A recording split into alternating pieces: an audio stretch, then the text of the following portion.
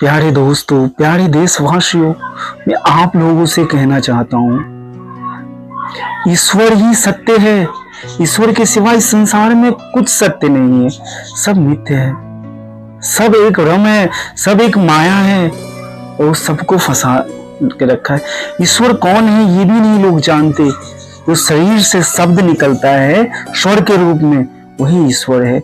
उन्होंने ही सारा ब्रह्मांड को धारण करके रखा है। वही शिव रूप में आकाश को धारण करके रखा है, वही नारायण रूप में सूर्य को धारण करके रखा है, वही विष्णु रूप में वायु को धारण करके रखे, वही ईश्वर मां शक्ति के रूप में इस पृथ्वी को धारण करके रखा है, वही ईश्वर जल के रूप में गणपति जी धारण करके रखे हैं। अगर आप सत्य को वास्तविक में समझेंगे ना, तो आपको ईश्वर हर घड़ी अनुभव होगा, हर हमेशा अनुभव होगा।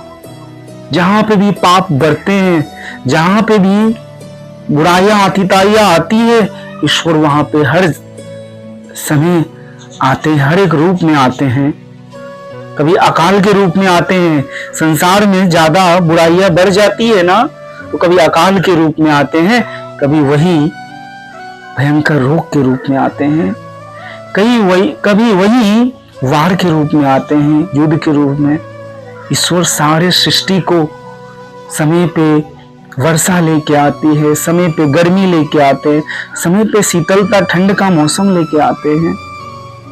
ईश्वर वही वृक्ष में, आम के वृक्ष में आम का फल लगाते हैं और सेब के वृक्ष में सेब का फल, अंगूर के वृक्ष में अंगूर का फल। बीज तो अलग अलग है मगर फल मिट्टी के अंदर नहीं है। समय आने पे उनको हम लोग खाते हैं तो पता चलता है। ईश्वर सब रूपों में है। माता पिता के अंदर, अपने परिवार को अंदर दर्शन करिए। जब तक आप अपने परिवार के अंदर ईश्वर का दर्शन नहीं कर पाएंगे ना, आप सत्य को बोध नहीं कर पाएंगे।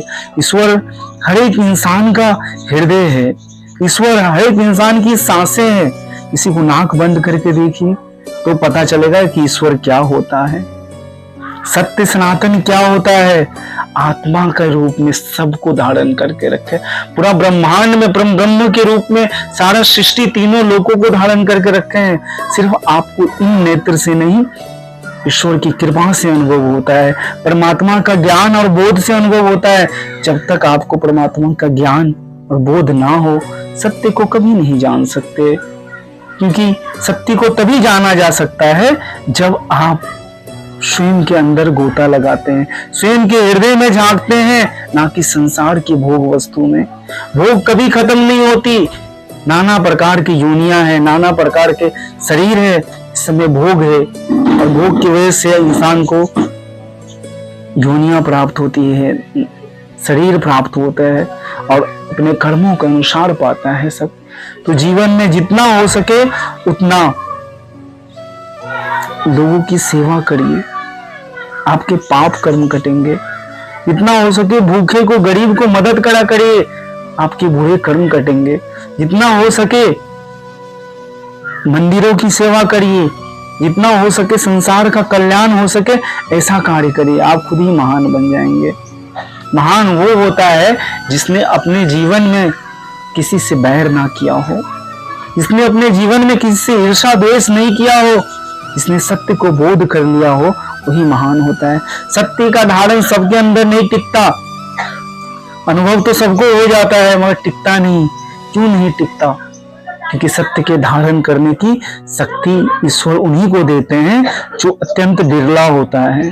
शास्त्रों में कथन है, जो निरपट मूर्ख इंसान होता है वही सत्य को सही से धारण कर सकते हैं, क्योंकि वो अबोध बालक ही धारण कर सकता है जो जिसको संसार का कोई ज्ञान नहीं है।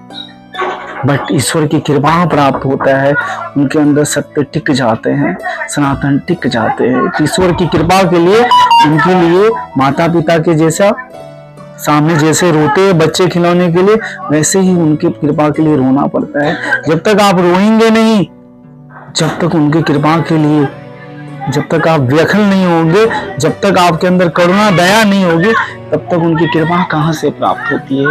कृपा तो बरस रही है, सिर्फ पात्रता होनी चाहिए। आप सबका कल्याण हो, आप सबका मंगल हो, आपके चित्त पे प्रसन्नता है, आप खुश रहे। यही मेरी कामना है। शुक्रिया, धन्यवाद, थैंक यू प्यारे दोस्तों, प्यारे देशवासियों, थैंक यू आप सबका। शेयर करिए,